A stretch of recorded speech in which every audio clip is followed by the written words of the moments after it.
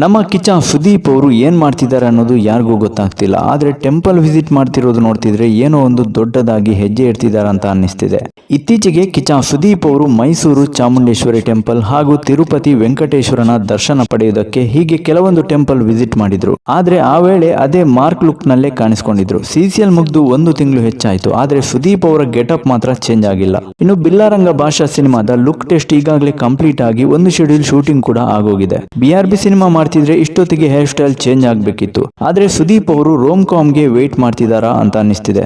ನಾನು ರೀಸೆಂಟ್ ವಿಡಿಯೋದಲ್ಲಿ ಹೇಳಿದ ಹಾಗೆ ಕಿಚ್ಚ ಸುದೀಪ್ ಅವರು ಈ ಸರ್ತಿ 2 ಸಿನಿಮಾಗಳನ್ನ ಕಂಪ್ಲೀಟ್ ಮಾಡ್ತಾರೆ. ಒಂದು ಸೈಂಟಿಫಿಕ್ ಅಡ್ವೆಂಚರ್, ಮತ್ತೊಂದು ರೊಮ್ಯಾಂಟಿಕ್ ಕಾಮಿಡಿ. ಈ 2 ಸಿನಿಮಾಗಳು ಕೂಡ ಸೈಮಲ್ಟೇನಿಯಸ್ ಆಗಿ ಶೂಟಿಂಗ್ ಆಗಲಿದೆ ಅಂತ ಕೂಡ ಹೇಳಿದ್ದಾರೆ. ಅದರಲ್ಲೂ ಈ 2 ಸಿನಿಮಾಗಳಲ್ಲಿ ಸುದೀಪ್ ಅವರ ಕ್ಯಾರೆಕ್ಟರ್ಸ್ ಆಗ್ಲಿ ಲುಕ್ ಆಗ್ಲಿ ಡಿಫ್ರೆಂಟ್ ಆಗಿದೆ. ಸುದೀಪ್ ಅವರ ಒಂದು ಹೊಸ ಅವತಾರವನ್ನೇ ಎಕ್ಸ್ಪೆಕ್ಟ್ ಮಾಡಬಹುದು.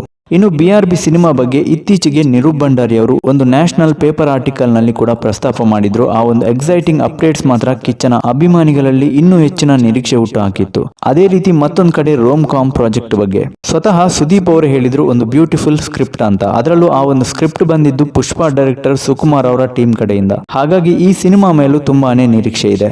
ಒಟ್ನಲ್ಲಿ ಕಿಚ್ಚ ಸುದೀಪ್ ಅವರು ಸಿನಿಮಾದ ಕೆಲಸ ಶುರು ಮಾಡೋ ಮುಂಚೆ ಟೆಂಪಲ್ ವಿಸಿಟ್ ಮಾಡಿ ದೇವರ ದರ್ಶನ ಪಡ್ಕೊಂಡೇ ಪ್ರತಿ ಹೆಜ್ಜೆ ಕೂಡ ಇಡ್ತಾರೆ. ಕಿಚ್ಚ ಫ್ಯಾನ್ಸ್ ಸ್ವಲ್ಪ ದಿನ ವೇಟ್ ಮಾಡಿ ಅಷ್ಟೇ, ಬಿಗ್ ಅಪ್ಡೇಟ್ಸ್ ಸದ್ಯದಲ್ಲೇ ಬರುತ್ತೆ. ಇದಿಷ್ಟು ಹೊತ್ತಿನ ಟಾಪಿಕ್. ವಿಡಿಯೋ ಇಷ್ಟ ಆದರೆ ಲೈಕ್ ಮಾಡಿ. ಕಿಚ್ಚ ಫ್ಯಾನ್ಸ್ ಈ ವಿಡಿಯೋನ ಆದಷ್ಟು ಶೇರ್ ಮಾಡಿ ಗೈಸ್.